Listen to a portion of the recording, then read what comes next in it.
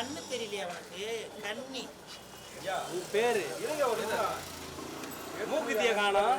Cool சுரேசனா cool சுரேசனா அப்படி போ அப்படி போ. போப்பா ஓரமா அவரை தனியா யோபா வேணா அஜய் சஞ்சய் இங்க யோபா பருத்தி காஜியோட எடுக்கணும். இல்லைண்ணா போயிட்டு இருக்கோம். அப்படியே நடந்து போங்க. வாங்க நடந்து. வாய்ஸ் சூப்பரா இருக்கு. முன்னாடி வர பின்னாடி வராது.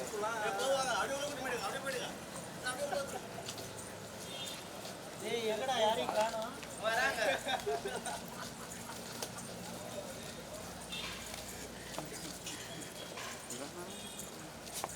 கேமரா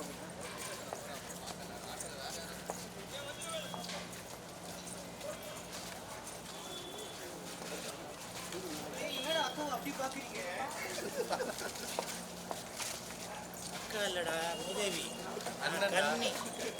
1000 விமர்சனம் வந்தாலும் அசராமல் அந்த படத்துக்கு ப்ரமோஷனாகவே திகழும் ஒரு நபர், கடல் கன்னியாக இந்த படத்தை வாழ்த்த வந்திருக்கும் கூல் சுரேஷ் அவர்களை பாவாடை பத்திரமாக வந்து சேரும்படி அன்புடன் கேட்டுக்கொள்கிறேன்.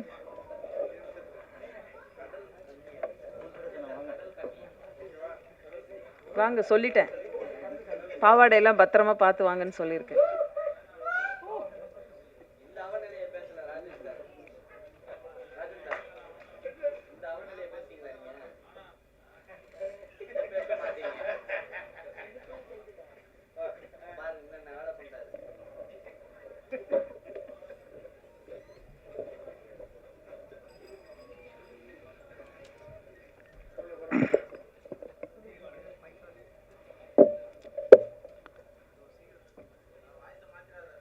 வெந்து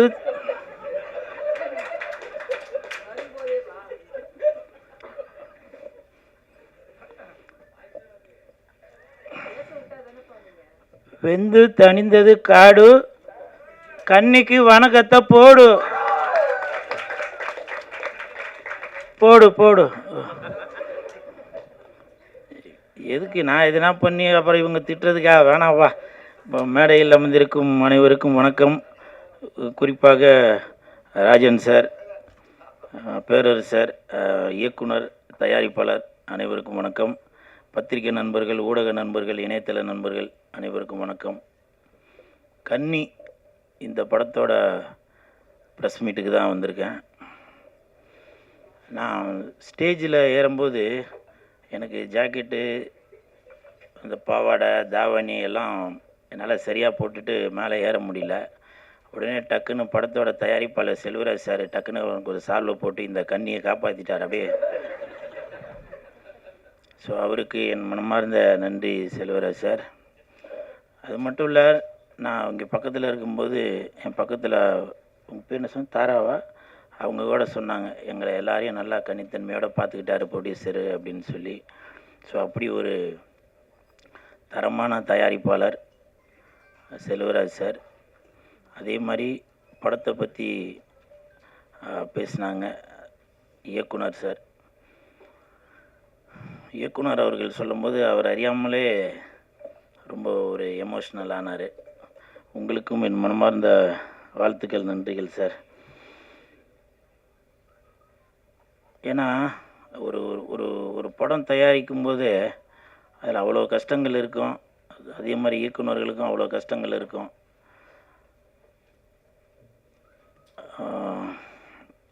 இந்த படத்தில் ஏதோ ஒரு 4 குத்துப்பாட்டு, ஒரு லவ் சீனு, ஒரு 2 ஃபைட்டு அப்படின்னு வச்சு பண்ணிட்டு போகாமல் ஒரு மக்களுக்கு ஒரு மெசேஜ் சொல்லணும்.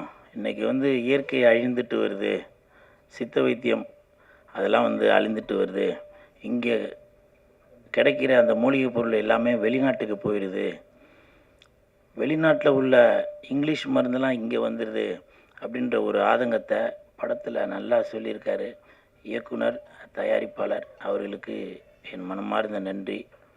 பொதுவாகவே சொல்லுவாங்க கன்னி அப்படின்னாலே அதுக்கு ஒரு ஸ்பெஷல் உண்டு. சில இதை நான் சொல்லுவேன், அப்புறம் திட்டுவீங்க, அது வேணாம். கன்னி அப்படின்னாலே கன்னிசாமி அப்படின்னா அது ஒரு முதன்மையாக இருக்கும். கன்னி தெய்வம் அப்படின்னு சொல்லுவோம். ஸோ அப்படி கன்னி அப்படின்னாலே அது ஒரு ஸ்பெஷல் உண்டு. இப்போது இந்த ட்ரெஸ்ஸு போடுறதுக்கே எனக்கு வந்து அவ்வளோ கஷ்டமாக இருந்துச்சு. ஒரு கன்னியாக இருந்து இது நான் ஃபீல் பண்ணுறதுக்கு எனக்கு தெரியுது. ஆனால் இதே அந்த கன்னி அப்படின்ற ஒரு படத்தை எடுக்கிறதுக்கு எவ்வளோ கஷ்டப்பட்டிருப்பார் அப்படின்றது இந்த உடை உடுத்தும் போது தான் தெரியுது. நன்றி இயக்குனர், தயாரிப்பாளர்.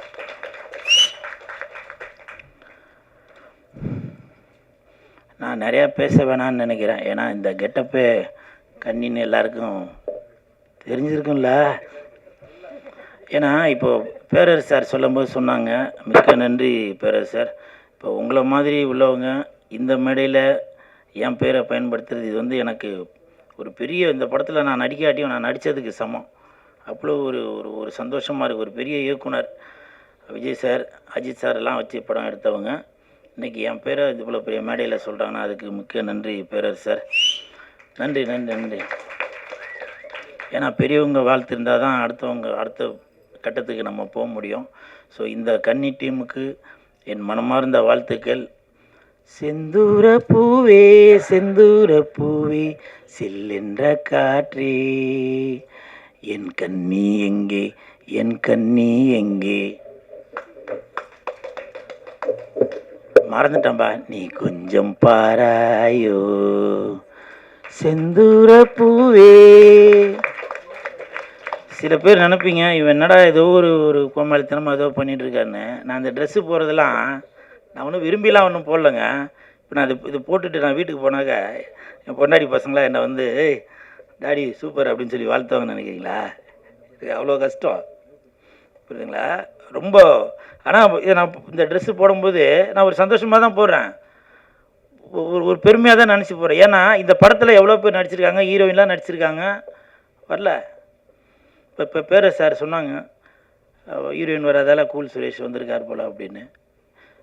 அது வந்து எனக்கு வந்து ஒரு பெருமை தான் அது. அதனால் இந்த ட்ரெஸ்ஸு வந்து மூணாவது மனுஷங்களுக்கு இது வந்து ஒரு கேலி பொருளாக தெரிஞ்சாலும் இந்த படத்தில் நான் நடிக்காட்டியும் என்னுடைய இந்த சினிமா என்னால் ஏதோ ஒன்று நான் சினிமாவில் பெருசாக ஜொலிக்க முடியாட்டியும் ஏதோ ஒரு விதத்தில் மக்களை வந்து ஒரு மகிழ்வித்துட்ருக்கணும். ஐயோ ரொம்ப எமோஷனலாக வேணாம்ப்பா, ரொம்ப மகிழ்வித்துட்ருக்கணும் அப்படின்ற ஒரு எண்ணத்தில் தான் நான் இப்படிலாம் இருக்கிறது. அதனால் பெரியவங்க மன்னிச்சிருங்க. எனக்கு எவ்வளோ கஷ்டங்கள் இருக்குங்க. நான் கோபமாக பேசினாக்க நீங்கள் நண்பர்களே சொல்கிறீங்க கூல்னாக்க ஒரு ஜாலியாக இருப்பாருங்க, ஒரு கன்னித்தன்மையோடு இருப்பாருங்க அப்படின்னு சொல்கிறீங்க. ஸோ அப்படி இருக்கும்போது அதனால் எனக்கு அந்த கோபமாக பேச வேணாம். சரி அழுது பேசினாக்க அதுவும் கமெண்ட்டில் போடுறாங்க இவன் நல்லா நடிக்கிறான்பா அப்படின்றாங்க. உங்களுக்கு தெரியுது, இயக்குநர்களுக்கு தெரியணும், தயாரிப்பாளர்களுக்கு தெரியணும் கூல் சுரேஷ் நல்லா நடிக்கிறாரு அப்படின்னு. இந்த நேரத்தில் பேரரசு சாருக்கு ஒரு மிகப்பெரிய ஒரு வேண்டுகோளை தெரிவித்துக் கொள்கிறேன். சீக்கிரம் படம் டைரக்ஷன் பண்ணுங்கள் சார். உங்களை மாதிரி ஆளுங்களுக்கு நான் உழைக்கிறதுக்காக காத்துக்கிட்டு இருக்கிறேன் சார். தயவு செஞ்சு பேரரசு சார், ராஜன் சார், நீங்களாம் அடுத்தடுத்து படங்கள் என்ன பண்ணிகிட்டே இருக்கணும் சார். இதுதான் என்னுடைய வேண்டுகோள். இந்த இடத்துல ஏன் ஃபீலிங்காக ஏன் பேசிக்கிட்டு அப்புறம் என் கன்னித்தன்மை போயிடும். இந்த கன்னி டீமுக்கு என் மனமார்ந்த வாழ்த்துக்கள். ஜாஸ்தி பேச வேணாம்னு நினைக்கிறேன், அது ஒரு சந்தோஷமாக இருக்கட்டும். வெந்து தணிந்தது காடு, கண்ணிக்கு வருகிறது போடு போடு.